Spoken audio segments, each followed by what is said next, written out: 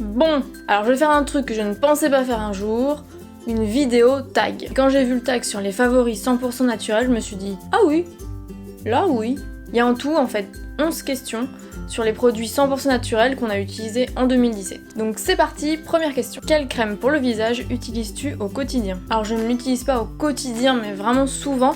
C'est une crème hydratante lin et prune de la marque Ibeo. C'est une crème pour tous les types de peau qui a la mention nature et progrès et qui est vegan. Et je l'adore parce qu'elle a vraiment la texture d'une crème et elle a une composition très propre avec de super ingrédients. Par exemple l'huile végétale de prune qui nourrit la peau et est antioxydante parce qu'en fait elle contient de la vitamine E. Ou encore l'huile végétale de Cartam qui elle aussi contient de la vitamine E et K et ça c'est cool pour préserver l'élasticité de la peau. Et elle est aussi très riche en oméga 6 qui est un acide gras essentiel qui est efficace contre le dessèchement et la déshydratation. Le démaquillant le plus efficace selon toi? Depuis que je suis passée à une cosmétique naturelle, j'utilise depuis le début pour me démaquiller l'huile végétale de noyau d'abricot. Alors déjà parce que c'est 100% naturel, donc exit les démaquillants micellaires dégueulasses. Je vous laisse lire la compo. Et puis parce que l'huile c'est un corps gras, donc pour retirer le maquillage qui est lui-même gras, et ben c'est ultra efficace. Alors personnellement j'utilise l'huile végétale de noyau d'abricot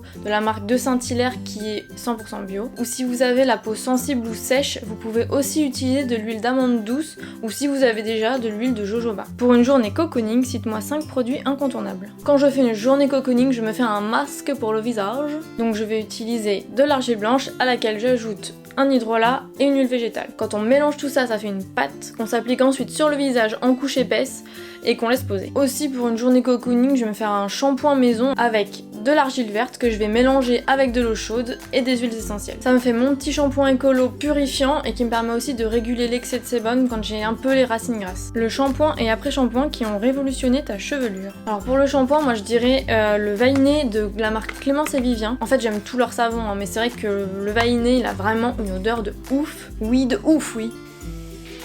Cette meuf est folle. C'est vraiment la marque que j'ai utilisée toute l'année.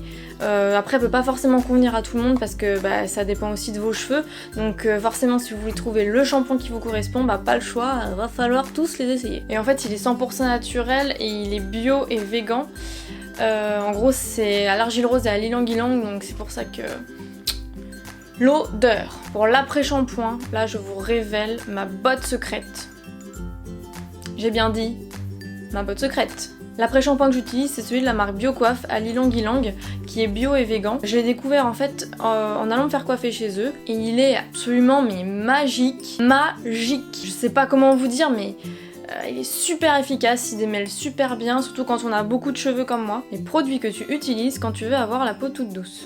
Alors quand je veux me faire un gommage, en fait, je fais un mélange maison. Je prends du bicarbonate de soude avec de l'huile d'argan, que je mélange pour faire une pâte, encore une pâte, que je masse ensuite sur mon visage. Et c'est top en fait parce que le bicarbonate de soude, c'est des grains très très fins, donc du coup ça n'agresse pas la peau.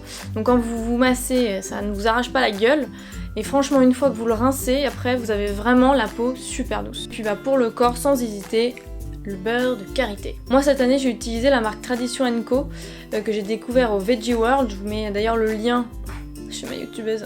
Bon mais je le fais quand même. Je vous mets le lien ici de la vidéo que j'ai fait au Veggie World où je parle justement de cette crème qui vraiment m'a plu instantanément. Et cette marque propose en fait soit du beurre de karité pur, soit du beurre de karité mélangé avec des huiles. Quand tu n'as pas envie de sentir l'odeur naturelle de transpiration, quel déodorant utilises-tu? Alors j'ai comme envie de te dire que ça m'arrive tous les jours. Hein. Un jour où je me dis tiens, ce matin je vais sentir l'odeur de transpiration naturelle.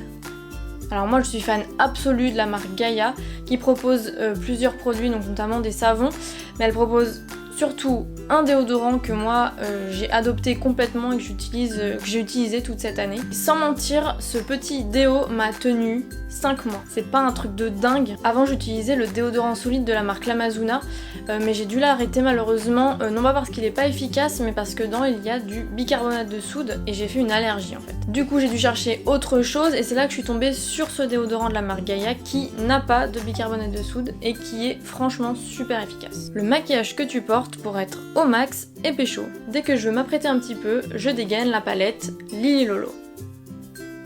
J'utilise aussi le fard à joues et la poudre minérale de la marque Boho. Mais comme je ne suis pas youtubeuse beauté, je ne sais pas trop quoi vous dire de plus à part... c'est 100% naturel. Alors on valide. Ton produit favori pour nettoyer ta maison naturellement. Bon, je ne vais pas révolutionner le monde en vous disant que j'utilise le combo vinaigre blanc, savon noir et bicarbonate de soude. Ceux qui ne connaissent pas, c'est vraiment les 3 indispensables pour nettoyer sa maison de manière écolo et économe aussi, rappelons-le. Vous pouvez tout laver dans votre maison avec, la salle de bain, la vaisselle, les chiottes, vos vêtements, tout je vous dis. Le thé ou la tisane qui t'accompagne tous les jours. Je ne bois pas tous les jours, mais quand j'ai envie de me faire une petite tisane, je bois celle de la marque Happy Plant. C'est une petite entreprise française située en Auvergne. Et le concept est vraiment chouette parce qu'en fait ils utilisent des tisanes 100% bio, 100% naturelles et fait uniquement avec des plantes locales. Donc niveau écologie, on est pas mal du tout. Alors déjà j'adore, franchement super bon. Mais ce que j'adore, c'est que c'est pas des tisanes en sachet comme on voit partout, les trucs bio, voilà.